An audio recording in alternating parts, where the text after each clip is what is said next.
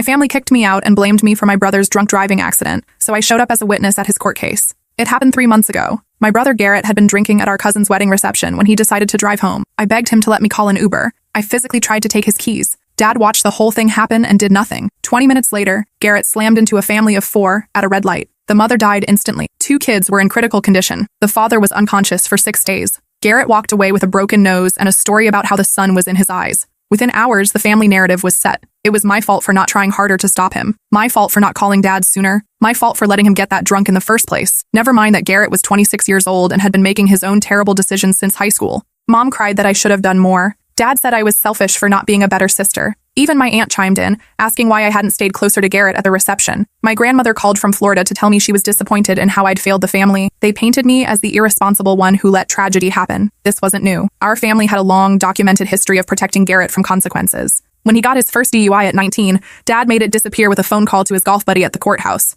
When he totaled his car racing drunk through downtown at 21, insurance covered it, and we never spoke about it again. When he put a kid in the hospital during a bar fight at 23, Dad's lawyer made it go away with a settlement and a sealed record. There were smaller incidents, too, that painted a clear pattern. The time he crashed through Mrs. Peterson's fence while drunk and Dad paid for repairs plus extra money to keep her quiet. The semester he failed out of college because he was too hungover to attend classes, until Dad donated a new computer lab, and Garrett's grades mysteriously improved. The job he lost for showing up drunk to a client meeting, until Dad called in favors and got him rehired at a different company with better pay. The incident at Tommy's bar, where Garrett started a fight that sent 3 people to the emergency room. Dad's lawyer negotiated settlements with all the victims before charges could be filed. The time he drove his car into the public fountain downtown while drunk, causing thousands in damage. The city somehow decided it was a mechanical failure, rather than driver error. Every time, the family closed ranks. Every time, I was told to keep quiet and support my brother through his difficulties. Every time, consequences evaporated like morning mist. But this time was different. This time, someone died. The victim was named Patricia Wells. She was 34, a kindergarten teacher who volunteered at the animal shelter on weekends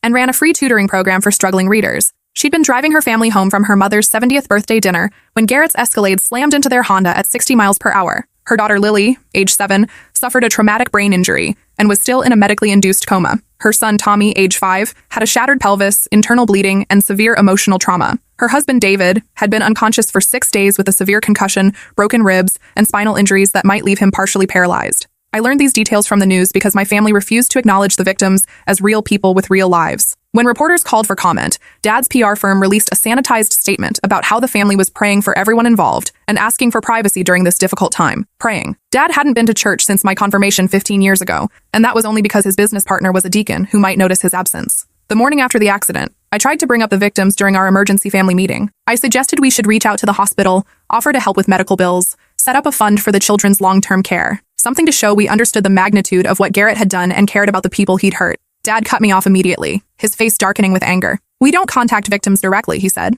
"That's what lawyers are for. Any communication could be construed as an admission of liability and used against us in court." Mom nodded along like she always did when Dad spoke. "We have to think about Garrett's future now," she said. "He didn't mean for this to happen. It was an accident. But he chose to drink and drive," I said. "He chose to ignore everyone who tried to stop him. He chose to get behind the wheel when he could barely stand up straight. Accidents happen." My Aunt Patricia chimed in from across the room. "Pointing fingers and assigning blame won't help anyone now. What's done is done." I stared at them in disbelief. A woman was dead. Children were fighting for their lives in intensive care. A husband might be permanently disabled, and all they could think about was protecting Garrett from facing the consequences of his actions. This pattern continued for weeks while the Wells family struggled with funeral arrangements and impossible medical decisions. Patricia's life insurance barely covered the funeral costs, and David was facing months of recovery time without any income. The medical bills for the children were already approaching 6 figures, with no end in sight. The Wells family started a GoFundMe to help with basic expenses. I found myself checking it obsessively, watching the donations trickle in from strangers while my family spent more on Garrett's legal defense than the Wells family would see in years. I suggested our family should make a substantial donation to help them. Dad looked at me like I'd suggested setting our house on fire. "That would be an admission of liability," he said.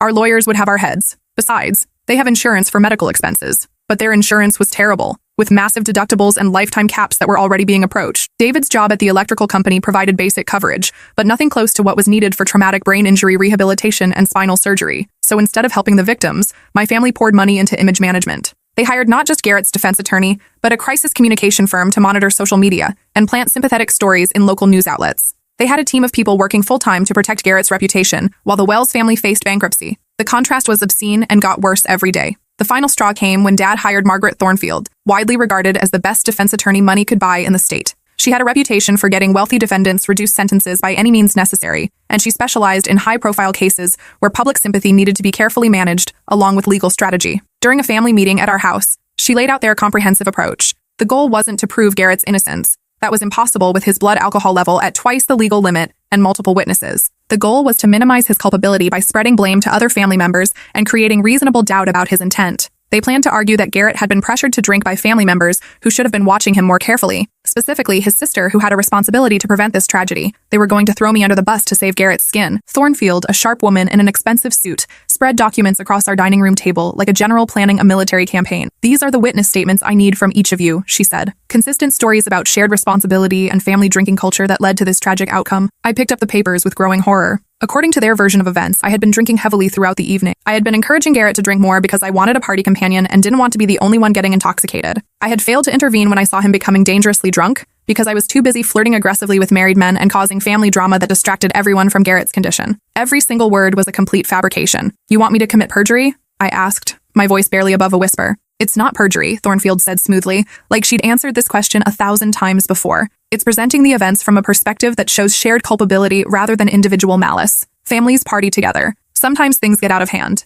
No one person should bear all the responsibility for a tragic outcome that everyone contributed to." When I objected more forcefully, Dad exploded with a fury I'd rarely seen from him. "You failed your brother when he needed you most," he shouted. "Now you want to abandon him again when he's facing the worst crisis of his life? This family has always protected each other. That's what families do. That's what loyalty means." "But what about their family?" I asked, thinking of the devastating news footage. David Wells sitting beside his unconscious daughter's hospital bed, holding her small hand while machines kept her alive. His father-in-law starting fundraisers because the medical bills were already bankrupting them. "That's not our problem," Dad said coldly. "Our problem is keeping your brother out of prison where he doesn't belong. Our problem is protecting this family's future and reputation." Mom dabbed her eyes with a tissue, playing her usual role as the emotional manipulator. "Please, honey," she said in her most wounded voice. "Garrett needs us now more than ever. He's already lost so much. Don't let him lose his sister too. Don't tear this family apart when we should be coming together." I looked around the room at my family members. Uncle Raymond nodding along enthusiastically with Dad's logic. My younger sister Whitney looking terrified but not speaking up against the plan. My cousin Derek already signing his prepared statement without even reading it thoroughly. My Aunt Patricia agreeing that family loyalty demanded whatever sacrifices were necessary. They were all willing to lie under oath to protect Garrett. They were all willing to sacrifice my reputation, my freedom, and my future to keep him out of prison. The magnitude of their betrayal was breathtaking. Thornfield opened her briefcase and pulled out more documents, each one more damning than the last. "I've prepared detailed testimony for each family member," she said. "All you need to do is memorize these talking points and stick to them consistently on the witness stand. The prosecution won't be expecting this level of coordinated testimony about shared responsibility." I read my assigned script with growing nausea. According to their elaborate narrative, I had struggled with alcohol abuse since my late teens. I had a pattern of encouraging excessive drinking at family gatherings because I didn't want to drink alone. I had specifically targeted Garrett that night because I knew he was emotionally vulnerable and would be susceptible to peer pressure. They'd crafted a detailed backstory painting me as an irresponsible party girl who deliberately led my innocent brother astray. They'd taken every family gathering where alcohol was present over the past several years and twisted it into evidence of my corrupting influence. They'd presented my previous attempts to manage Garrett's drinking as proof that I knew he had a problem, but chose to enable it for my own selfish reasons. The defense strategy was brilliant, comprehensive, and completely fictional. But it got worse. Hidden in the paperwork was evidence that they'd been planning this character assassination for weeks, since immediately after the accident. Phone records showing multiple conversations between Dad and Thornfield in the hours after Garrett's arrest. Email threads discussing how to position various family members to minimize Garrett's culpability. Draft press releases painting Garrett as a victim of family dysfunction and peer pressure. They'd been plotting to destroy my reputation before I even knew I was a target. Most disturbing of all, they'd already begun gathering evidence to support their false narrative. They'd obtained my college transcripts and highlighted every social event I'd attended. They'd collected photos from family gatherings and identified every instance where I was holding a drink, regardless of whether it was alcoholic. They'd even interviewed distant relatives and family friends, coaching them to remember me as someone who'd always been a negative influence on Garrett. The level of preparation and coordination was staggering. This wasn't a desperate last-minute defense strategy. This was a calculated campaign to frame me for Garrett's crimes. That night, after the family meeting ended, my younger sister Whitney cornered me in the kitchen. She was 21, still completely dependent on Dad's money for college tuition, her apartment, her car, and basically every aspect of her life. She'd always been terrified of losing his approval and financial support. "You have to do this," she whispered urgently, glancing toward the door to make sure no one could overhear us. "Dad will disown you completely if you don't cooperate. He's already talking about changing his will and cutting off your trust fund." "What about Patricia Wells?" I asked. "What about her kids who might never recover from their injuries?" Whitney's face hardened in a way that reminded me uncomfortably of Dad's expression when he was making business deals. "That's not our responsibility," she said. "Garrett didn't mean for anyone to get hurt. It was a terrible accident, but sending him to prison won't bring that woman back to life. Intent doesn't matter when someone's dead," I replied. And this wasn't an accident. Garrett made a deliberate choice to drive drunk, just like he's made that choice dozens of times before. She grabbed my arm tightly, her nails digging into my skin. "You don't understand what's really at stake here," she said. "If Garrett goes to prison, it destroys everything. Dad's business reputation, Mom's social standing, my college prospects, our family's entire future. One mistake shouldn't be allowed to ruin all of our lives." "One mistake?" I stared at her in disbelief. This isn't Garrett's first DUI. It's not even his third or fourth. Dad's been covering up his drunk driving incidents for almost a decade. Whitney's grip tightened painfully. "That's exactly why we can't abandon him now," she said. "We're all complicit in what happened. If the truth comes out about Dad's connections and all the previous cover-ups, we'll all go down with Garrett. The whole family will be destroyed." For the first time, I understood the real stakes of the situation. This wasn't just about protecting Garrett from prison. This was about protecting Dad from potential prosecution for obstruction of justice and corruption. This was about protecting the family's wealth and social position. This was about maintaining a system of privilege that had allowed them to operate above the law for years. And they expected me to sacrifice myself completely to keep that corrupt system intact. The next morning, Dad called me into his study for what he called a final conversation about family loyalty. The same room where he'd orchestrated every previous cover-up, where he'd taught both Garrett and me that money could solve any problem, and family loyalty mattered more than truth or justice. He closed the heavy oak door and gestured to the leather chair across from his massive desk, the same chair where I'd sat at age 16 when he'd explained why Garrett's assault charges were being mysteriously dropped, where I'd listened at 18 when he'd detailed how Garrett's academic probation would be quietly reversed through strategic donations, where I'd learned that our family lived by completely different rules than everyone else. "I need to know you're with us," he said without any preamble or pleasantries. "I'm with the truth," I replied simply. His jaw tightened visibly, and I could see the anger building behind his eyes. "The truth is that this family protects each other no matter what," he said.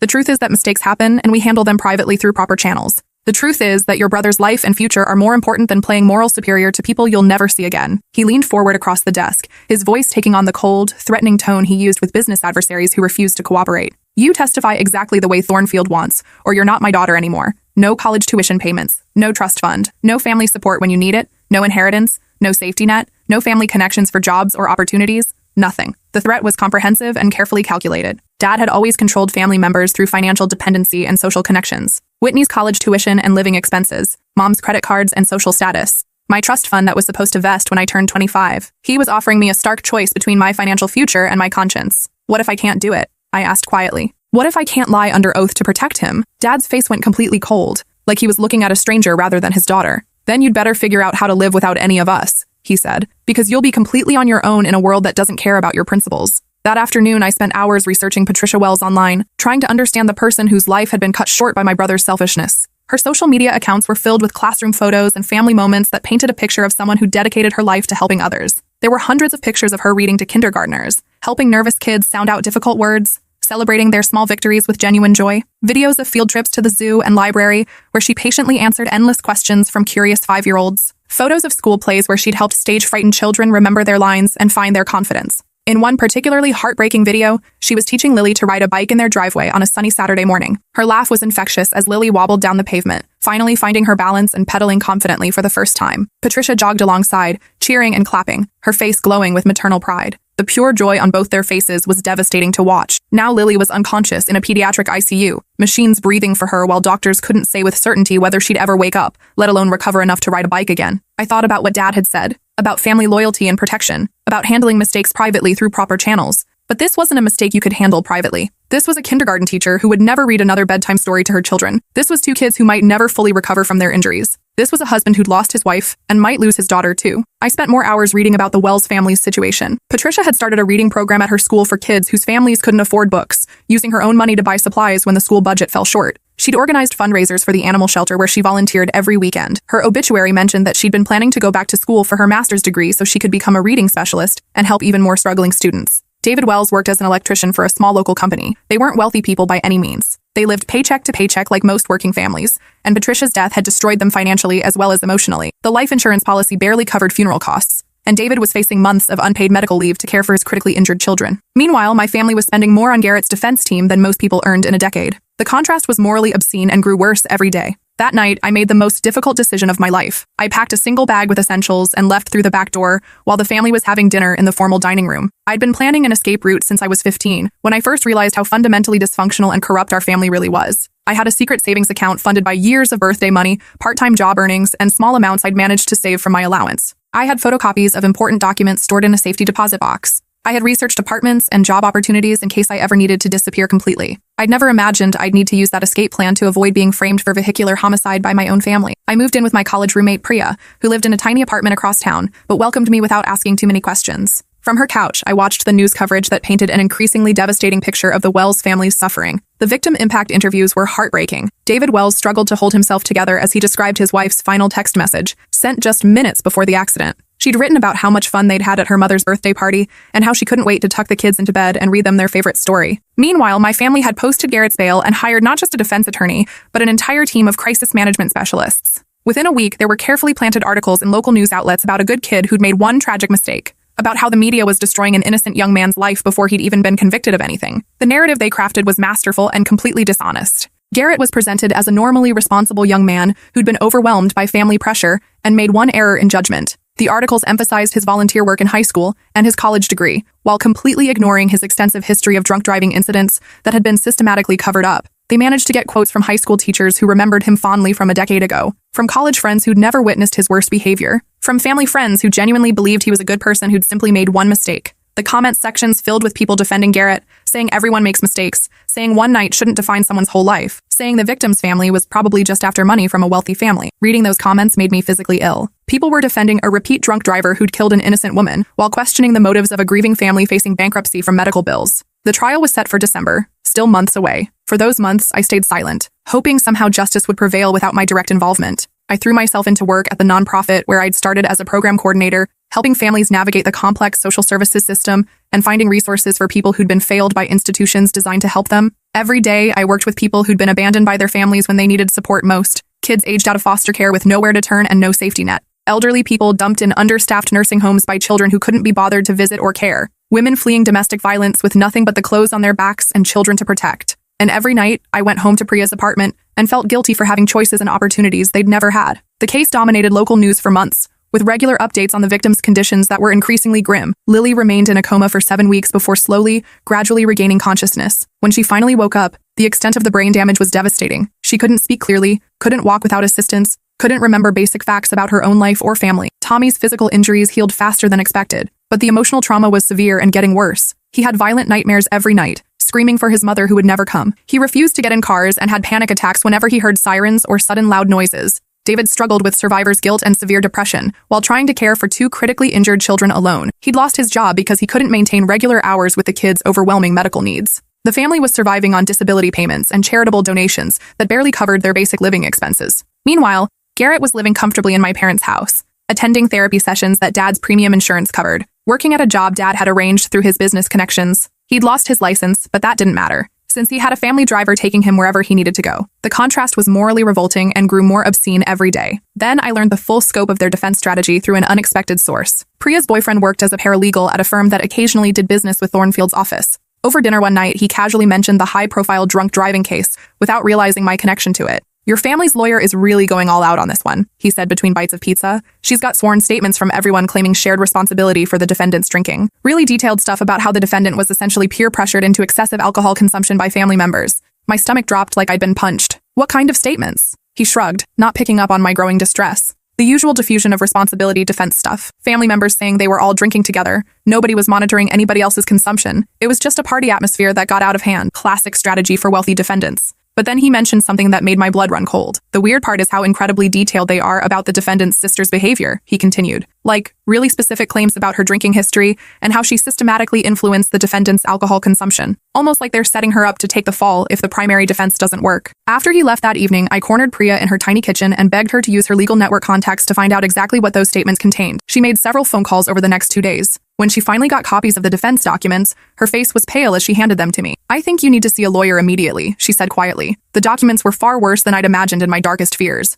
According to my family's sworn statements to the defense team, I had been struggling with alcohol abuse since my late teens. I had a documented pattern of pressuring family members to drink excessively at social gatherings because I didn't want to drink alone and feel judged. I had specifically targeted Garrett at the wedding reception because I knew he was emotionally vulnerable after a recent breakup and would be susceptible to peer pressure. The statements painted me as a manipulative alcoholic with poor judgment who deliberately led my innocent brother astray for my own selfish purposes. They described Garrett as normally temperate and responsible, someone who only drank to excess when pressured by family members with substance abuse problems. They'd even included a detailed timeline of events that directly contradicted the security footage from the hotel. According to their fabricated version, I had purchased multiple drinks for Garrett throughout the evening. I had laughed off concerns from other family members about his increasing intoxication. I had been too busy flirting aggressively with married men to notice how dangerously drunk he was getting. But the most damning part was what they'd done with my previous attempts to manage Garrett's drinking at family gatherings over the years. Every time I'd tried to get him to slow down or stop drinking, they'd reframed as evidence that I was enabling his behavior rather than trying to prevent it. Every time I'd expressed concern about his alcohol consumption,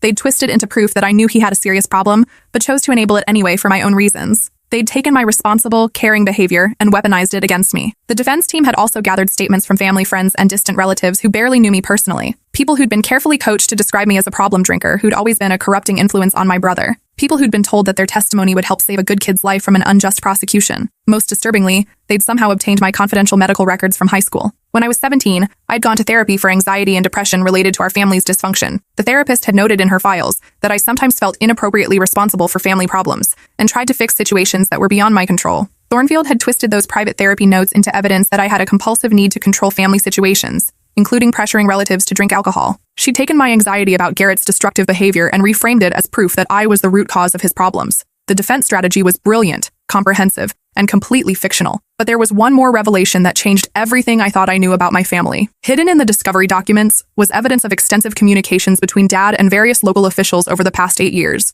Emails discussing Garrett's previous drunk driving incidents in detail, phone records showing calls to judges and prosecutors immediately after his arrests, financial records documenting strategic donations to police benevolent funds and court clerk offices. Dad hadn't just covered up Garrett's previous drunk driving incidents through wealth and connections. He'd systematically corrupted the local justice system to protect his son from facing any consequences. The documented pattern went back nearly a decade. Every time Garrett was arrested for drunk driving or related offenses, Dad would make strategic phone calls and donations within days. Charges would mysteriously be dropped or reduced to minor infractions. Records would be sealed or completely expunged. Physical evidence would disappear from police evidence rooms. Dad had essentially purchased legal immunity for Garrett's criminal behavior through systematic bribery and influence peddling. But this time was fundamentally different. This time, someone had died, and the state police were handling the investigation instead of local authorities Dad could easily influence through his connections. This time, there were multiple independent witnesses and undeniable physical evidence. This time, Dad's network of corrupt contacts couldn't make the problem simply disappear. So instead of making the case go away, they were trying to make me disappear. The next day, I contacted the prosecutor's office and requested an immediate meeting. Diana Torres was the lead prosecutor, a sharp woman who had been handling DUI and vehicular homicide cases for 15 years. When I explained the situation and showed her the defense documents, her expression grew increasingly grim. "Your testimony could completely destroy their defense strategy," she said after reviewing everything carefully. "But more importantly, this evidence of systematic corruption changes the entire scope of this case. We're not just talking about one drunk driving incident anymore." She explained that the documentation I'd provided was clear evidence of a pattern of obstruction of justice spanning nearly a decade. Dad could face serious federal charges for systematically corrupting the legal system. Other officials could lose their jobs or face prosecution for accepting bribes. "This is much bigger than your brother's case," Torres continued. "This could bring down a whole network of people with real power in this community. Are you prepared for what that means? Are you prepared for the retaliation you'll face?" I thought about Patricia Wells teaching kindergartners to read with infinite patience, about Lily learning to ride her bike on a sunny Saturday morning, about Tommy asking when Mommy was coming home. "Yes," I said, "I'm ready to do whatever it takes." Torres spent the next 3 weeks preparing me for testimony while simultaneously building a much larger case against the corruption network Dad had created and maintained. Federal investigators became involved when they realized the scope of the influence peddling operation that had been protecting Garrett from consequences. What had started as a simple vehicular homicide case was rapidly expanding into a major public corruption investigation that could implicate dozens of local officials. Meanwhile, my family had no idea I was cooperating with prosecutors. They assumed I was hiding somewhere in shame and embarrassment, waiting for the trial to pass so I could quietly return to the family fold with my tail between my legs. Dad even had Thornfield prepare a reconciliation statement for me to give to the media after Garrett's anticipated acquittal. They were planning a complete exoneration based on the elaborate lies they'd crafted about my behavior and character. The hubris and arrogance were absolutely staggering. 3 days before the trial was scheduled to begin, Torres called me with unexpected news. The federal corruption investigation had uncovered evidence that went far beyond what we'd initially discovered. Dad's influence network had been systematically protecting not just Garrett, but other wealthy defendants whose families could afford to pay for legal immunity. They'd essentially been running a pay-to-play justice system where crimes could be made to disappear for the right price. The morning of the trial, I sat in the prosecutor's witness waiting room, my stomach churning with a mixture of nerves and anticipation. Through the window, I could see Dad pacing confidently in the hallway, looking like a man who'd never doubted the outcome. Mom sat rigidly in the front row, wearing her black funeral dress like she was mourning Garrett's future rather than Patricia Wells' death. Whitney clutched her designer purse like a lifeline, looking younger than her 21 years despite her expensive clothes. Garrett looked pale and thin in his navy suit. the same one he'd worn to graduation. But there was something different in his expression. For the first time in years, he looked genuinely afraid, rather than confident that Dad would fix everything. They had no idea what was coming. The defense went first, exactly as Thornfield had orchestrated. She painted a masterful picture of a good man overwhelmed by tragic circumstances. Family pressure, emotional vulnerability, poor judgment enabled by irresponsible relatives who should have known better and intervened more effectively. They called my Uncle Raymond first, who testified with practiced smoothness that everyone at the wedding had been drinking heavily throughout the evening. He claimed our family had always had a culture of excessive alcohol consumption that Garrett had been pressured to participate in since he was old enough to drink. His testimony was polished and rehearsed. He described family gatherings where alcohol flowed freely and responsible behavior was actively discouraged. He painted a picture of systematic dysfunction where I was consistently the ringleader of irresponsible drinking activities that put pressure on younger family members. Uncle Raymond even managed to work up some tears as he described how guilty he felt for not recognizing the signs of family alcoholism sooner, how he wished he'd intervened to protect Garrett from the toxic drinking culture that had ultimately led to this tragedy. Then they called Whitney, who took the witness stand looking absolutely terrified but grimly determined to save her brother. She testified that she'd personally witnessed me handing Garrett multiple drinks throughout the evening. She described me as increasingly intoxicated and irresponsible, someone who'd always been a corrupting influence on her older brother. Watching my little sister lie under oath to save Garrett was like being repeatedly stabbed in the chest. She avoided eye contact with me completely as she recited the script Thornfield had prepared. Her voice shook with nerves, but she delivered every fabricated detail with apparent conviction. Whitney testified about previous family gatherings, where she claimed I'd pressured both her and Garrett to drink more than they were comfortable with. She painted me as someone who became aggressive and manipulative when people tried to refuse alcohol I'd offered them. They called my cousin Derek, who claimed I'd been drinking heavily at family gatherings since high school. He painted an elaborate picture of me as a family enabler who'd systematically taught Garrett that excessive drinking was normal and acceptable behavior. Derek even testified about specific incidents that had never happened, times when I'd allegedly bought alcohol for underage family members, occasions when I'd driven drunk myself and encouraged others to do the same, complete fabrications that sounded convincing coming from a family member with no apparent motive to lie. The testimony built a comprehensive narrative of shared culpability and family dysfunction. According to their coordinated version of events, Garrett was clearly a victim of systematic family pressure, rather than the perpetrator of a deliberate crime. Finally, they called Mom to deliver the emotional climax of their defense strategy. She took the stand wearing the same black dress she'd worn to her own mother's funeral, tears streaming down her face from the moment she was sworn in. Thornfield asked her to describe the family dynamics around alcohol consumption over the years. Mom dabbed her eyes with a tissue, her voice breaking with practiced emotion. "We've always been such a close family," she said, "maybe too close for our own good. We enabled each other's destructive behavior instead of holding each other accountable when we should have intervened." She testified that I'd been the primary instigator of family drinking activities since my late teens, that I'd consistently purchased alcohol for family gatherings and actively encouraged everyone to indulge beyond their normal limits, that she'd been deeply concerned about my corrupting influence on Garrett for years, but hadn't known how to address it without tearing the family apart. Every word was a calculated betrayal that cut deeper than the last. Mom testified about my supposed drinking problem with the same wounded tone she'd used to describe my grandfather's terminal cancer diagnosis, like it was a tragic disease that had mysteriously afflicted our family, rather than a complete fabrication she was knowingly presenting under oath. She managed to work herself into genuine tears as she described her guilt over failing to protect Garrett from my allegedly destructive influence, how she'd watched me lead him down a path of irresponsible behavior and hadn't found the courage to intervene until it was too late. By the time the defense rested their case, they'd painted a comprehensive picture of Garrett as a normally responsible young man who'd been systematically corrupted by his alcoholic sister and dysfunctional family. According to their elaborate fictional narrative, the real villain wasn't the drunk driver who'd killed an innocent woman. It was me. The prosecution's case began with Diana Torres methodically presenting the basic facts of the crime: Garrett's blood alcohol level of 0.16,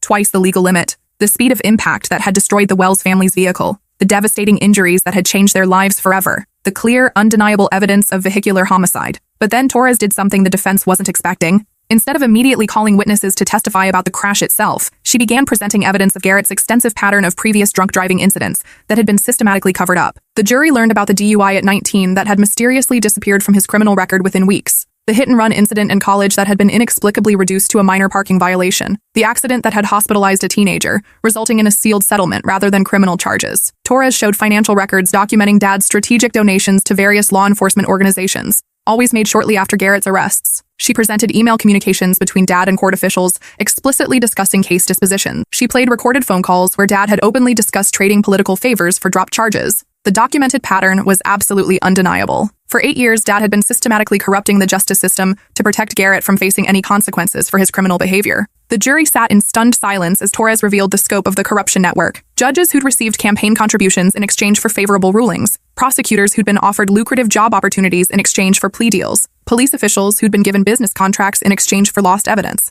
Dad hadn't just protected Garrett from individual consequences. He'd essentially purchased legal immunity for his son through systematic bribery and influence peddling that had corrupted the entire local justice system. Then Torres called her surprise witness. When my name was announced, The courtroom went completely silent. Dad's confident expression collapsed into shock and horror. Mom gasped audibly and grabbed the railing in front of her. Whitney stared at me with a mixture of terror and disbelief. Garrett looked directly at me with an expression I couldn't interpret. I walked slowly to the witness stand, feeling the weight of every eye in the packed courtroom. The bailiff administered the oath, and my voice was steady as I stated my full name for the court record. Torres approached with a gentle smile that couldn't hide the steel determination underneath. Ms. Anderson, can you please describe the events of your cousin's wedding reception on the evening in question? I told the complete truth. How Garrett had started drinking heavily during the cocktail hour and continued consuming alcohol throughout dinner. How he'd gotten increasingly aggressive and loud, making inappropriate comments to other guests and family members. How I'd repeatedly tried to get him to slow down his drinking and he'd pushed me away, calling me a controlling witch in front of the entire table. I described approaching the hotel bartender and explicitly asking him to cut Garrett off from further alcohol service. How the bartender had agreed, but Garrett had simply moved to a different bar area to continue drinking. How I'd followed him throughout the evening, desperately trying to convince him to switch to water or food. I testified in detail about the moment when he stumbled toward the parking lot with his car keys in hand.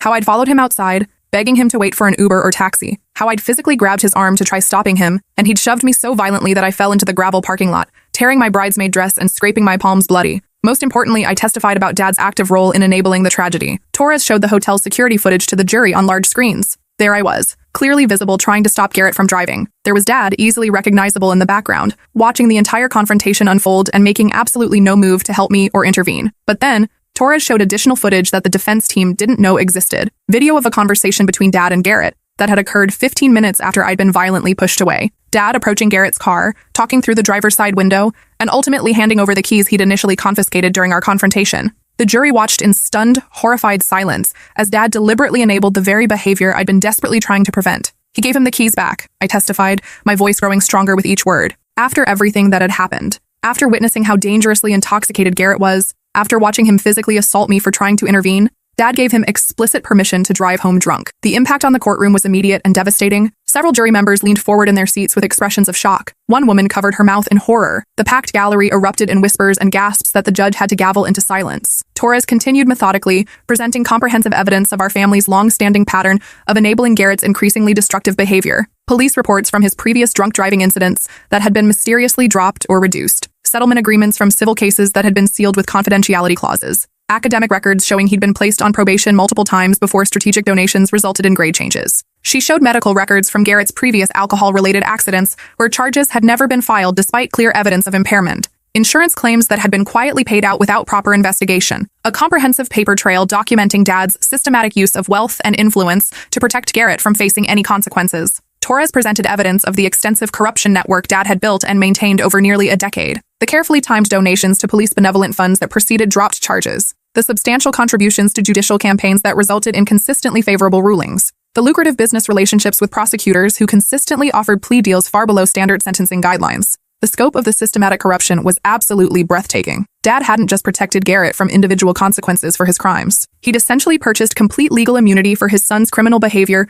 through comprehensive bribery and influence peddling operations. Then came Thornfield's cross-examination, which she approached with barely controlled fury. Her entire carefully crafted defense strategy had just been completely demolished, and she knew it. But she was too experienced and skilled to let her anger show to the jury. She tried desperately to paint me as a bitter, vindictive sister, seeking revenge for years of perceived family favoritism. She asked why I hadn't called the police immediately if I was genuinely concerned about Garrett driving intoxicated. Why I hadn't followed him in my own car to try preventing the accident. Why I was betraying my own family instead of supporting them through this tragic crisis. Because I was 23 years old and terrified, I answered honestly. Because my family had systematically taught me that supporting Garrett meant enabling his destructive behavior, not stopping it. Because I was raised to believe that family loyalty meant covering up crimes and corruption, not preventing them or seeking justice. Thornfield pressed harder, desperately trying to salvage something from the wreckage of her defense strategy. Isn't it true that you've harbored deep resentment toward your brother for years? That your family's financial support of him made you jealous and vindictive enough to fabricate testimony? I looked directly at Garrett as I answered her question. I loved my brother deeply, I said. But real love doesn't mean covering up someone's mistakes when those mistakes destroy innocent lives.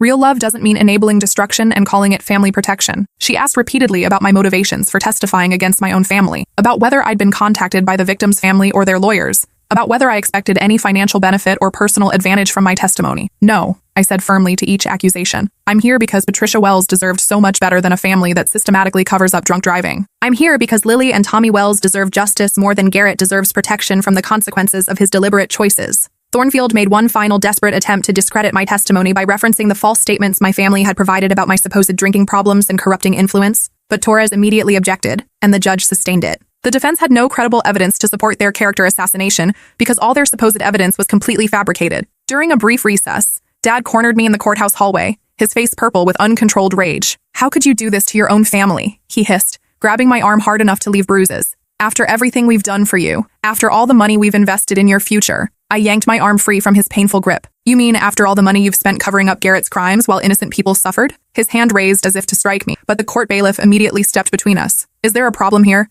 the bailiff asked, his hand resting meaningfully on his radio. Dad's face went through several emotions before settling on cold, calculated fury. "You're not my daughter anymore," he said with finality. I felt an unexpected wave of relief wash over me. "Good," I replied. "I never want to be part of a family that values reputation over human lives." The trial continued for 4 more days while Torres systematically demolished every aspect of the defense case. She called the police officer who'd initially arrested Garrett for his first DUI, only to be mysteriously ordered by his supervisor to release him without charges. She presented evidence of the substantial donation Dad had made to the police benevolent fund the week after Garrett's arrest. She called the college dean who'd been pressured to change Garrett's failing grades after he'd missed classes due to alcohol-related incidents. She showed documentation of the new campus library that Dad had funded the exact semester Garrett's academic probation mysteriously disappeared from his record. She called the parents of the teenager Garrett had hospitalized in the bar fight 3 years earlier. They testified about the settlement conference where Dad's lawyer had essentially purchased their silence with a financial agreement larger than their family's annual income. Through witness after witness, Torres painted a comprehensive picture of systematic corruption that had enabled Garrett's criminal behavior for nearly a decade. Every time he'd faced potential consequences, Dad's money and influence had made the problems disappear. Most devastatingly, she called the hotel's head of security,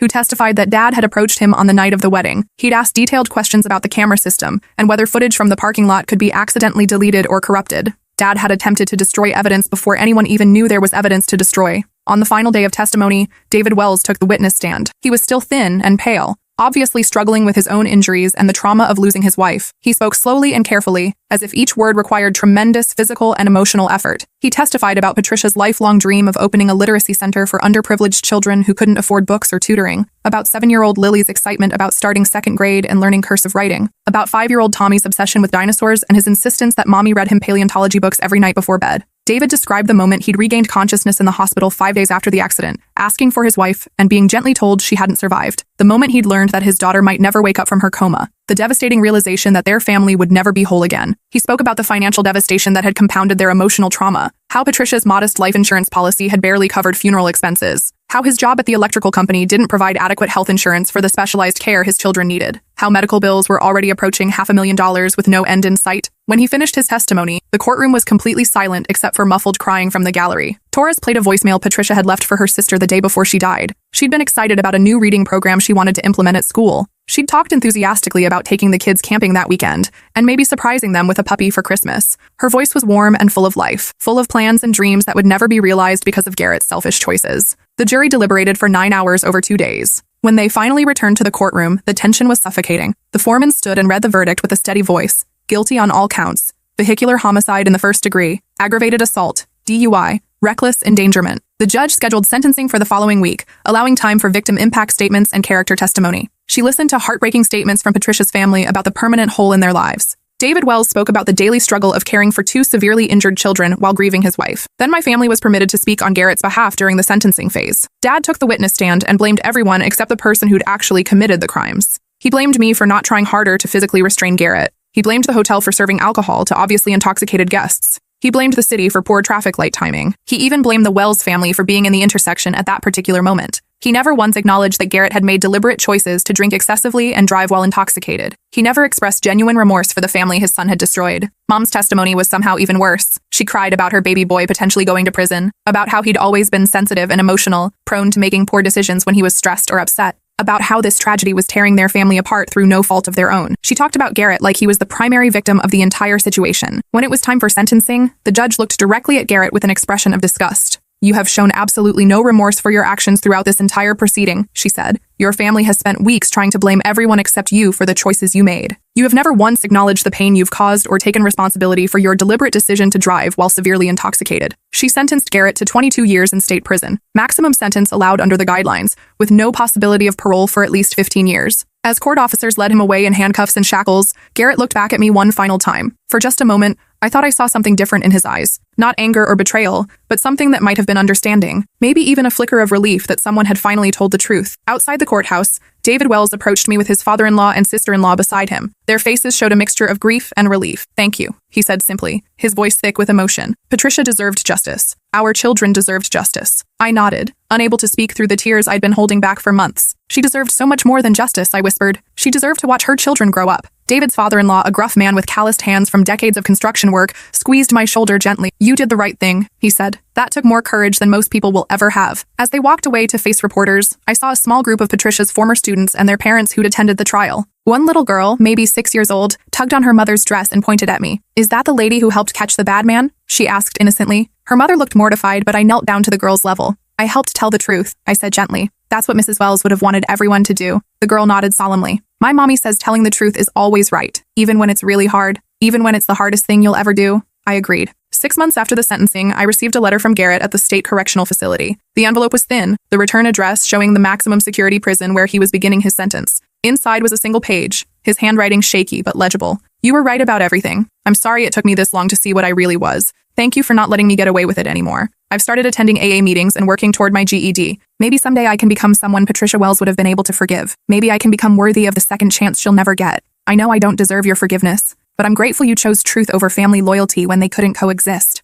I kept that letter in my desk drawer, next to a newspaper clipping about Lily Wells slowly recovering from her brain injury. She was back in school now, working with special education teachers to relearn basic skills. She still couldn't remember everything about her life before the accident, but she was alive and making progress every day. A year after the trial, I received an invitation to a memorial ceremony for Patricia Wells. Her husband David was opening the literacy center she'd dreamed of, funded by donations from across the country, and staffed by volunteer teachers who wanted to continue her work. I drove 3 hours to attend the dedication ceremony. David Wells spoke about his wife's unwavering belief that every child deserved access to books and learning opportunities. He talked about how the center would be her living legacy, helping children for generations to come. At the reception afterward, I met several of Patricia's former students who were now in 2nd and 3rd grade. 5- and 6-year-olds who still remembered her reading them stories and helping them sound out difficult words. Parents who credited her patience and dedication with giving their children confidence and love of learning. One little girl, maybe 7 years old with pigtails and a missing front tooth, approached me shyly. "Are you the lady who made sure the bad man went to jail?" she asked. Her mother started to pull her away, but I smiled and knelt down. "I helped make sure everyone told the truth about what happened," I said. "That's what your teacher Mrs. Wells would have wanted." The girl nodded seriously. "She was the best teacher ever. She made reading fun." "I'm sure she did,"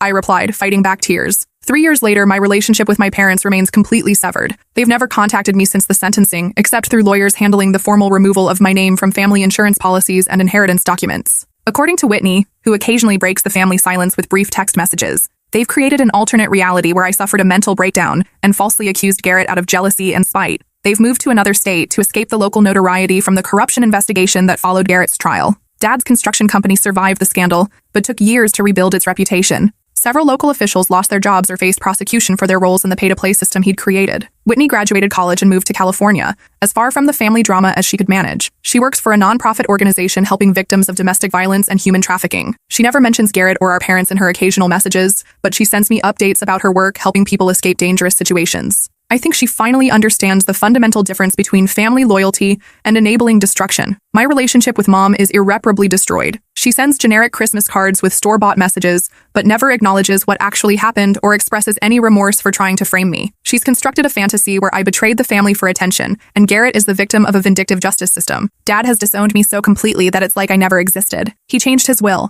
removed me from all family financial accounts, and even had my name removed from the family headstone in the cemetery. As far as he's concerned, I died the day I chose truth over family protection. Sometimes I wonder if I made the right choice. If there might have been another way to handle the situation that wouldn't have required destroying every family relationship I'd ever had. But then I think about Patricia Wells reading bedtime stories to her children with infinite patience and love. About Lily learning to ride her bike on a sunny Saturday morning, her mother jogging alongside and cheering. About all the kindergartners who will never have Patricia as their teacher, because my brother decided his convenience was more important than their teacher's life. And I remember that choosing justice over family loyalty wasn't a betrayal of love. It was the most loving thing I could possibly do. Real love doesn't mean covering up crimes or enabling destructive behavior. It doesn't mean sacrificing innocent people to protect guilty ones. It doesn't mean maintaining systems of corruption and privilege at the expense of truth and justice. Real love means holding people accountable for their actions, even when it costs you everything else you thought mattered. Patricia Wells deserved a sister-in-law who would tell the truth about what happened, even when that truth destroyed everything I'd previously believed about family loyalty. She deserved justice more than Garrett deserved protection from the consequences of his deliberate choices. And sometimes,